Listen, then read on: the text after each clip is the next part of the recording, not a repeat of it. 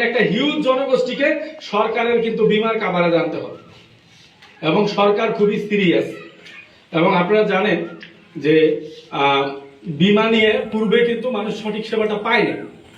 আগে অ্যানালগ পদ্ধতিতে বিমার কার্যক্রমগুলি পরিচালিত হইতো, হাতে লেখা মানি রিসিপ্টে বাড়ি বাড়ি যে টাকা সংগ্রহ হইতো। আজকে যদি এই রুবেল মিয়ার পলিসিটা ওই অ্যানালগ পদ্ধতিতে থাকতো, রুবেল মিয়ার যে রাত 12টার পরে যে পেমেন্ট দিছে তার ভাবি এইটা কিন্তু দিতে পারতো না। কারণ কোথায় থাকতো সেই এজেন্ট, সেই টাকাই না, সেই টাকা নিয়ে অফিসে যেতে যেতে কিন্তু কি হয়ে যেত, সেই রুবেল মিয়া কিন্তু ততক্ষণে এই দুনিয়ার মায়া ত্যাগ করে চলে গেছে। তাইলে আজকে ডিজিটাল হওয়াতে মানুষ সেবা কিন্তু অনেক দ্রুত পাচ্ছে, ঘরে বসে পাচ্ছে। একটা অ্যামাউন্ট জমা দেওয়ার সাথে সাথেই তার মোবাইলে মেসেজ চলে আসতেছে এবং সে আবার অনলাইনে ঢুকে আইডি পাসওয়ার্ড দিয়ে তার স্টেটমেন্ট দেখতে পারতেছে, মানি রিসিপ্ট ডাউনলোড করতে পারতেছে। আবার যদি ইন কেস তার টাকা জমা দিতে দেরি হয়, কোম্পানি থেকে তাকে ফোন করে আমাদের কোম্পানি। ধরেন সাপোজ আমার নাম সারওয়ার হোসেন, আমাকে কোম্পানি ফোন দিল, আসসালামু আলাইকুম সারওয়ার হোসেন স্যার বলছেন? জি বলছি। আপনার টাকা জমা হয়নি। আমি ভুলে গেলে কি বলবো? যে আমি ভুলে গেছি, আমি জমা দিয়ে দিলাম।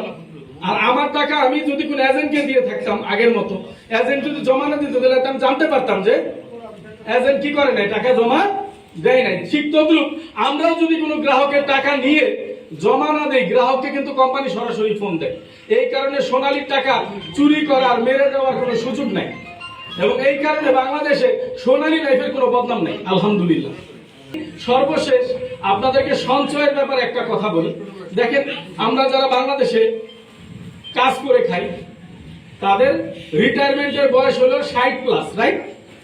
এখন যার বয়স 35, 40, 45, তার হাতে কিন্তু 20, 25 বছর, 15 বছর সময় আছে রিটায়ার্ড হওয়ার মতো।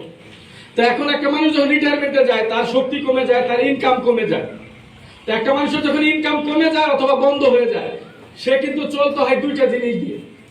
এক নম্বর হলো সঞ্চয় অথবা সম্পদ। তো যার সঞ্চয় ছিল না তার তো সম্পদও হয় না।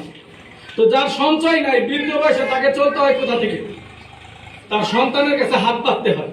যদি সন্তান আলহামদুলিল্লাহ ভালো হয়, উনি বিপদে পড়বে না। কিন্তু সন্তান যদি ভালো না হয়, না দেখে